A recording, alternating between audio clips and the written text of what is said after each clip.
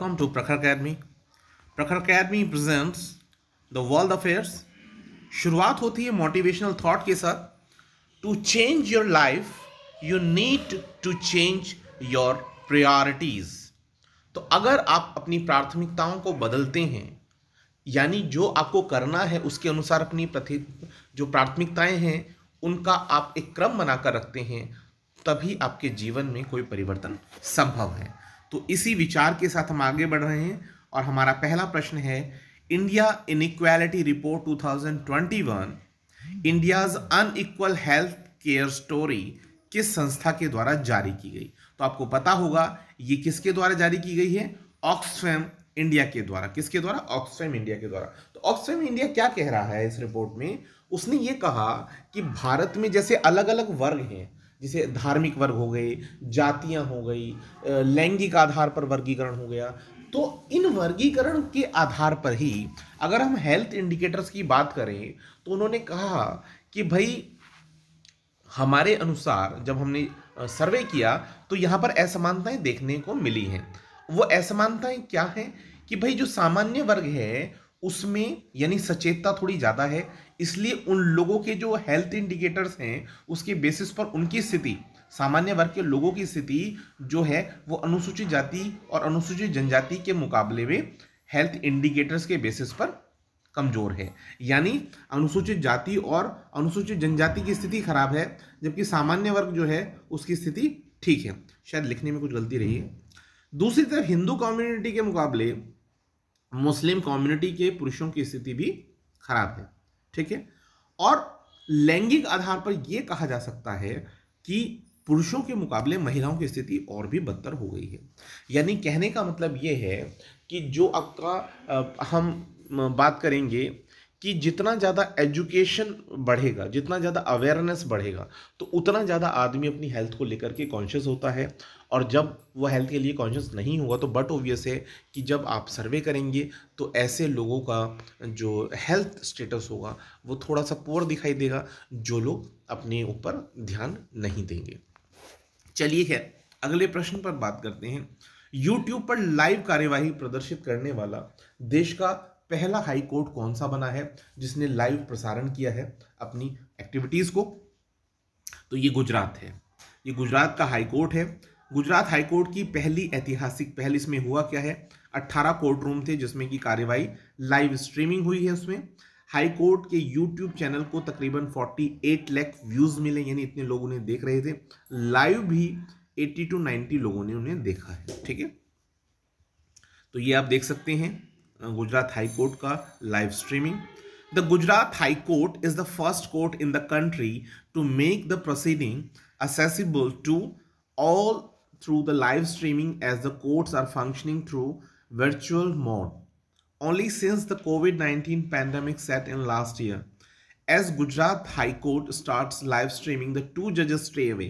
अब इसमें देखिए है ही कुछ लोग ट्रेडिशनल तरीके से ही फॉलो करना चाहते हैं। As the Gujarat High Court started the live streaming of all court proceedings on Monday, two judges stay away from the making their court proceedings live on the YouTube. The concerned official refused to comment on the absence of the two benches and said that the department was live streaming only those feed it was getting from the court. देखिए ये एक अलग मुद्दा हो गया, लेकिन main बात जिस पर हमारी कंसर्न है वो क्या है कि गुजरात हाई कोर्ट ने अपनी सुनवाई का आधिकारिक रूप से एक जीवंत प्रसारण यानी लाइव स्ट्रीमिंग करना शुरू किया है। और इस तरह से गुजरात हाई कोर्ट देश का पहला ऐसा हाई कोर्ट बन गया है जो आम जन के लिए सुनवाई का जीवंत प्रसारण कर रहा है। सुप्रीम कोर्ट के मुख्य न्यायाधीश जिनका नाम NV रमन्ना है, यानी नथालपति वेंकट रमन्ना जो हैं, उन्होंने 17 जुलाई को गुजरात हाई कोर्ट की सुनवाई के जीवंत प्रसारण का आरंभ कराया था। कैसे? वर्चुअल रूप से। उन्होंने वर्चुअली इसका उद्घाटन किया। सुप्रीम कोर्ट के जज और ई कमेटी के जो चेयरपर्सन हैं जस्टिस YV चंद्रचूड़ और जस्टिस MR शाह भी जो थे वो वर्चुअली इसमें शामिल रहे। अंतर्राष्ट्रीय शतरंज दिवस कब मनाया गया? अगला प्रश्न है। तो ये मनाया गया आपका 20 जुलाई को। The International Chess Day is celebrated annually on July 20। The International Chess Federation FIDE was founded in 1924। जो ये संस्था है, इंटरनेशनल संगठन है, वो कब बना FIDE? वो 1924 में। International Chess Day observed by the various countries कब किया जाता है? 20 जुलाई को। फ्रीक्वेंसी क्या है? यानी एनुअली, वार्षिक रूप से मनाया जाता है। पहली बार कब मनाया गया? 1966 में। The idea to celebrate this day as the International Chess Day was proposed by the UNESCO. UNESCO क्या है? Part of UN है, and it has been celebrated as such since 1966 after it was established by FIDE. FIDE, which has 181 chess federations as its member, organizes the chess events and competitions around the world on this day. As recently as 2013, the International Chess Day was celebrated in 178 countries according to one second.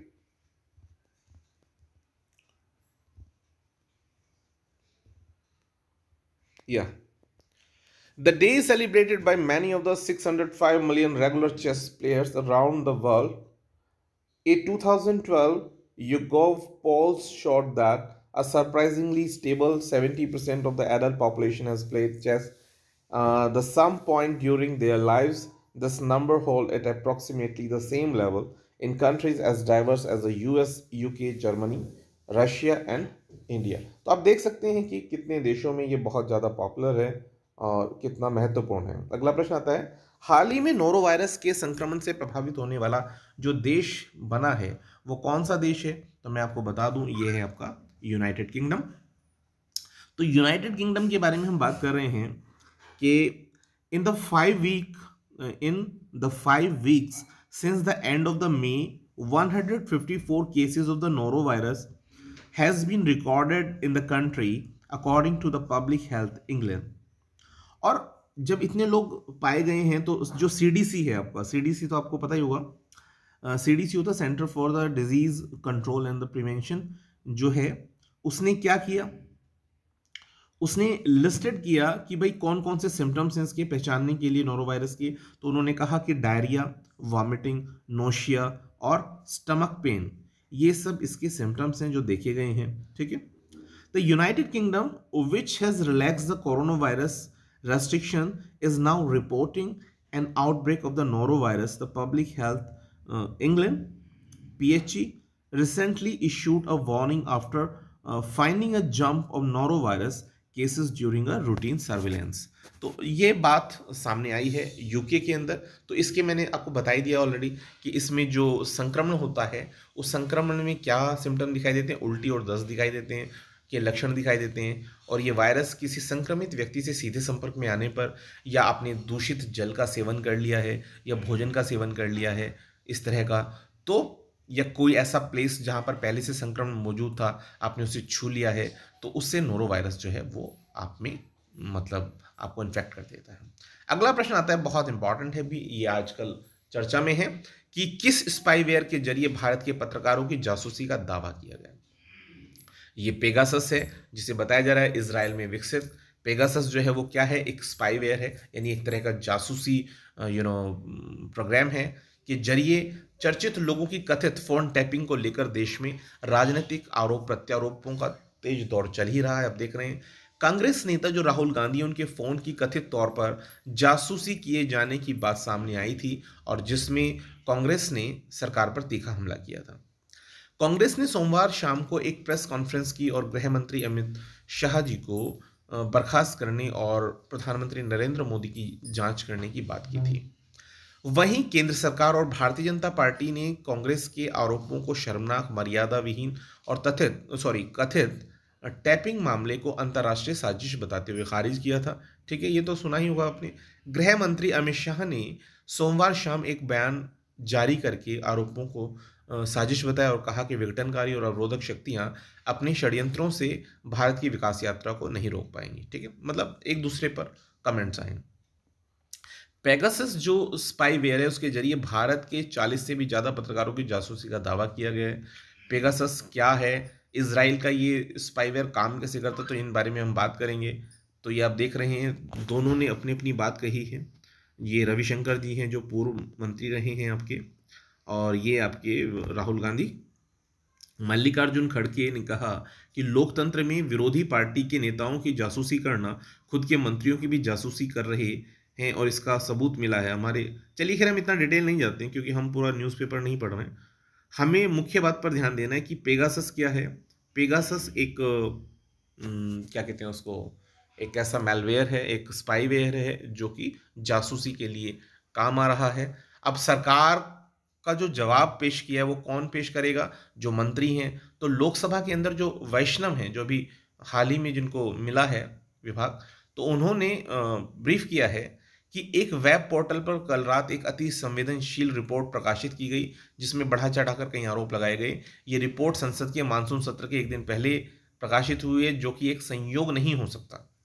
Ashwani वैष्णव ने कहा कि इससे पहले भी WhatsApp पर Pegasus के इस्तेमाल को लेकर मिलते जुलते दावे किए गए हैं जो बेबुनियाद हैं और सभी पार्टियों ने उनका खंडन किया है। 18 जुलाई को प्रकाशित रिपोर्ट भी भारतीय लोकतंत्र और उसकी स्थापित संस्थाओं को बदनाम करने की कोशिश प्रतीत होती है। उधर पेगासस नाम के जिस स्पाईवेयर फोन हैक करने की बात सामने आ रही है, उसे तैयार करने वाली कंपनी NSO ने तमाम आरोपों से इनकार कर दिया है। ये कंपनी दावा करती है कि वे इस प्रोग्राम को केवल मान्यता प्राप्त सरकारी एजेंसियों को ही बेचती हैं और इसका उद्देश्य आतंकवाद और अपराध के लिए लड़ना है, के खिलाफ लड़ना है। ठीक है, तो आप देख सकते हैं ये एक इंपॉर्टेंट न्यूज़ है। पेगासस एक चर्चा का विषय, तो इससे रिलेटेड कोई क्वेश्चन आपके पेपर में आ सकता है।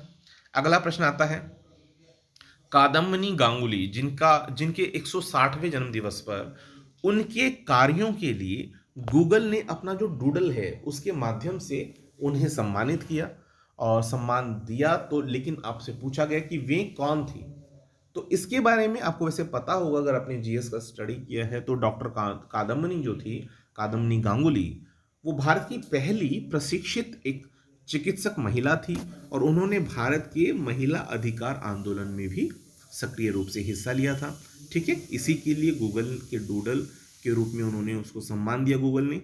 अगला प्रश्न आता है इसके बाद, हाल ही में किस देश को आईसीसी के सदस्य के रूप में शामिल किया है? तो ये देश है आपका मंगोलिया। अगर हम एशियन कंट्रीज की बात करें तो ये 22वां देश पड़ता है जो आईसीसी का मेंबर हो गया है। अगला प्रश्न आता है, खारघर जो है वो आजकल चर्चा में क्यों है? तो खारघर हिल्स ये चर्चा में है क्योंकि ये महाराष्ट्र का एक प्रसिद्ध पर्यटक स्थल है और यहाँ पर अभी हाल ही में जब भारी बारिश हुई तो 116 जो पर्यटक थे उनको वहाँ से रेस्क्यू किया गया। इसी कारण ये चर्चा में है। खारघर हिल्स चर्चा में क्यों है बता चुका हूँ। चलिए अगला प्रश्न आता है, घर बैठे कोरोना टेस्ट करने के लिए कोवी होम जो है वो किसके द्वारा विकसित किया गया? तो ये एक IIT है जिसका नाम है IIT हैदराबाद, जिसने इसे विकसित किया है। हाल ही में कौन सा राज्य एक ब्लॉक एक उत्पादक योजना जो है वो शुरू कर रहा है? तो ये कर रहा है आपका हरियाणा स्टेट। स्कूल नवाचार दूत प्रशिक्षण कार्यक्रम क्या है? तो ये शिक्षकों का एक प्रशिक्षण कार्यक्रम है और इस प्रशिक्षण कार्यक्रम में शिक्षकों को ऑनलाइन प्रशिक्षण दिया जाएगा और इस प्रोग्राम को शिक्षा मंत्रालय और AICTE इनोवेशन सेल के द्वारा डिजाइन किया गया, जिसमें 50,000 स्कूल शिक्षकों को इनोवेशन, उद्यमिता, IPR, design thinking, product development, creative thoughts आदि के बेसिस पर प्रशिक्षण दिया जाएगा। ठीक है, अगला प्रश्न आता है, द इंडिया स्टोरी नामक बुक किसने लिखी है? तो इसे लिखने वाले पूर्व गवर्नर हैं RBI के, जिनका नाम बिमल जालान है। 2020 इंडिया लाइटनिंग रिपोर्ट ये किसके द्वारा जारी की गई, किस संस्था के द्वारा? तो ये से जारी किया है अर्थ नेटवर्क ने। ये संस्था जो है global hyperlocal weather network का संचालन करती है और उसके अनुसार यहाँ 2020 में जो बिजली गिरने की घटनाएं हैं वो 2019 के मुकाबले तकरीबन 22.6% उसमें वृद्धि देखने को मिली है। और सन 2020 की अगर बात की जाए तो सबसे ज़्यादा जो बिजली गिरने की घटनाएं हुई हैं तो वो कहाँ हुई है? वो सदर्न पार्ट में हुई है इंडिया के, और वो उसमें शामिल जो राज्य हैं वो कौन से हैं? आंध्रा हो गया, कर्नाटक, तमिलनाडु, उड़ीसा, पश्चिम बंगाल आदि। अगला प्रश्न आता है, मैलादुम्पराई जो आपका महापाषाण स्थल है वहां से उत्खनन के दौरान अभी हाल ही में एक लाल मृद भांड की खोज की गई है। यह ऐतिहासिक स्थल किस राज्य में स्थित है? तो ये कहाँ पर है? ये है आपका तमिलनाडु में। कहाँ पर है? तमिलनाडु में। बहुत डिटेल्ड अभी नहीं बनाया, बस एक इंफॉर्मेटिव क्वेश्चन है अभी के लिए। ओलंपिक लॉरेल पुरस्कार अभी हाल ही में किसको दिया गया है? तो ये दिया गया है मोहम्मद यूनुस को। किसको दिया गया? मोहम्मद यूनुस को। बांग्लादेश के हैं और इंटरनेशनल नेल्सन मंडेला डे कब मनाया गया? तो ये मनाया गया आपका 18 जुलाई को। कब मनाया गया? 18 जुलाई को। कर्नाटक राज्य में सभी व्यावसायिक पाठ्यक्रम किस भाषा में पढ़ाए जाएंगे? तो आपको अभी याद होगा, मैंने कल या परसों ही आपको क्वेश्चन बताया था कि अभी बीटेक में जो है वो रीजनल लैंग्वेजेस को मतलब मौका दिया गया है कि रीजनल लैंग्वेज में भी वो कोर्सेज अवेलेबल होंगे। तो ऐसे ही कर्नाटक की जो लैंग्वेज है वो कौन सी है? कन्नड़ है। तो कन्नड़ भाषा में सभी व्यावसायिक पाठ्यक्रम जो हैं वो पढ़ाए जाएंगे। अगला आता है कि कोमू नृत्य शैली जो अब विलुप्त होने के कगार पर है वो किस जनजाति का नृत्य है? तो ये है कोया जनजाति। आप मुझे कमेंट सेक्शन में लिखें ये जनजाति किस राज्य से बिलोंग करती है।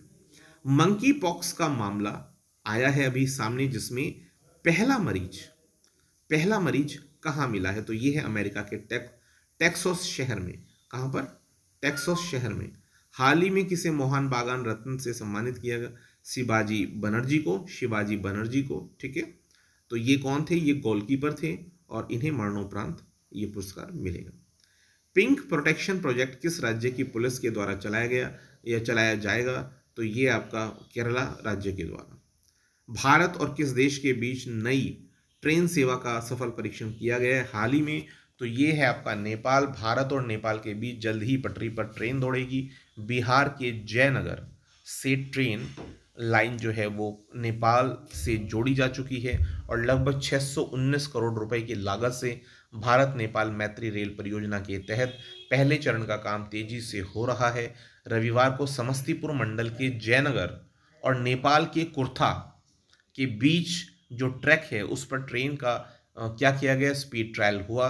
दोनों स्टेशनों के बीच की जो दूरी बताई जा रही है वो 34.5 किलोमीटर लंबी है। नव आमान परिवर्तित रेलखंड पर लोकोमोटिव इंजन द्वारा 110 किलोमीटर प्रति घंटा की गति से सफलतापूर्वक स्पीड ट्रायल किया गया और इस दौरान इरकॉन और नेपाल रेलवे के कई वरिष्ठ उच्च अधिकारी मौजूद रहे और उम्मीद ये बताई जा रही कि जल्द ही इस रेलखंड पर ट्रेन सेवाएं शुरू की जाएंगी। वर्ष 2014 से जयनगर और जनकपुर के बीच ट्रेनों का परिचालन बंद है। आपको पता ही होगा जो पूर्व प्रधानमंत्री थे नेपाल के, उनके साथ उनके मतलब भारत को लेकर थोड़ा रवैया अलग था और जिसके चलते सभी चीज़ें बाधित थी और काफ़ी विवाद थे। अब नए आपके प्रधानमंत्री बन गए हैं मिस्टर देवबा, तो उनके साथ शायद हमारे नॉर्मल रिश्ते रहे, अच्छे रिश्ते रहे, हम ये उम्मीद करते हैं। अगला प्रश्न आता है कि हाल ही में मंकी बी वायरस से पहले इंसान की मौत किस देश में हुई है? तो ये हुई है चाइना में। कहाँ पर हुई है? चाइना में। हाल ही में तेलंगाना राज्य सरकार के द्वारा अनुसूचित जाति के सशक्तिकरण के लिए किस कार्यक्रम की घोषणा की गई है? तो तेलंगाना में अभी दलित बंधु प्रोजेक्ट की घोषणा की गई है जो किसके सशक्तिकरण की बात करता है? अनुसूचित जाति के। फखरुद्दीन अली अहमद पुरस्कार किस संस्था के द्वारा दिया जाता है? तो ये आपका ICAR है, यानी Indian council of agricultural research. ठीक है। किस राज्य सरकार ने अगर वृक्षों के कमर्शियल यूज करने या उसको बढ़ावा देने के लिए कौन सी पहल शुरू की है? तो अभी मैं बता दूं कि ये कौन सा राज्य है। तो ये राज्य है आपका त्रिपुरा। त्रिपुरा जो है वो 7 सिस्टर्स में आता है जो नॉर्थ ईस्ट में है, तो उनमें त्रिपुरा राज्य ने ये मंशा जाहिर की है कि अगले 3 सालों में जो अगर वृक्ष हैं उनके द्वारा होने वाली जो लाभ हैं, प्रॉफिट्स हैं, उनको बढ़ाया जाएगा। अब वहाँ की जो मुख्यमंत्री हैं वो विप्लव कुमार देव हैं और राज्यपाल हैं सत्यदेव नारायण आर्य। अगला प्रश्न आता है हाल ही में उत्तराखंड सरकार ने MBBS इंटर्न्स जो होते हैं उनके मानदेय को कितना कर दिया? 7,500 रुपये था पहले, अब बढ़ा करके कितना कर दिया? 17,000 रुपये कर दिया गया। हाल ही में किस संस्थान ने NB ड्राइवर नामक एक आर्टिफिशियल इंटेलिजेंस आधारित एक एल्गोरिथम है यानी गणितीय मॉडल विकसित किया है? तो ये किसके द्वारा किया गया? IIT मद्रास के द्वारा किया गया है। गुजरात का कुनरिया जो गांव है, अच्छा मैं थोड़ा बता दूं, ये आपका जो आपकी कैंसर सेल्स हैं तो उसकी मतलब उसके जो वृद्धि होती है किस तरह से होती है उसकी कैलकुलेशन के लिए काम करता है एक एल्गोरिथम। अगला प्रश्न आता है कि गुजरात का जो कुनरिया गांव है वो अभी चर्चा में क्यों रहा? तो बालिकाओं का पंचायत में प्रतिनिधित्व बढ़ाने के उद्देश्य से गुजरात के कुनरिया गांव में बालिका पंचायत का सफल आयोजन किए जाने के कारण ये गांव चर्चा में आ गया है। अगला प्रश्न है भारत का पहला भिक्षु फल उत्पादन अभ्यास कहाँ पर हुआ? तो ये आपका HP यानी हिमाचल प्रदेश में है। मुख्यमंत्री कौन है? जयराम ठाकुर। अगला प्रश्न आता है विश्व की सबसे तेज इंटरनेट स्पीड का जो वर्ल्ड रिकॉर्ड बनाया है तो अभी हाल ही में किसने बनाया है? जापान ने। और वैसे भी आपको पता होगा जापान जो है वो टेक्नोलॉजी के मामले में टॉप लेवल पर है। तो वो 3001 टेराबाइट यानी जो TBPS का स्पीड रहा है पर सेकेंड, जो बहुत ज़्यादा होता है। अगला प्रश्न आता है कि हाल ही में किस बैंक ने नाबार्ड के साथ समझौता किया है? तो ये बैंक है आपका बैंक ऑफ महाराष्ट्र। हाल ही में कौन सी राज्य सरकार ने 15,000 टेलीमेडिसिन सेंटर स्थापित किए हैं? तो ये वेस्ट बंगाल है जिसने किया है। और अगला प्रश्न आता है कि ब्रिटिश ग्रैंड प्रिक्स 2021 अभी हाल ही में किसने जीती है? तो इसे जीतने वाले हैं लुइस हैमिल्टन। ठीक है, इसी के साथ आज के जो प्रश्न हैं वो समाप्त होते हैं और मैं उम्मीद करता हूँ कि आपको ये कंटेंट पसंद आया हुआ। अगर आपको अच्छा लगे तो please like, subscribe and share. Have a good day.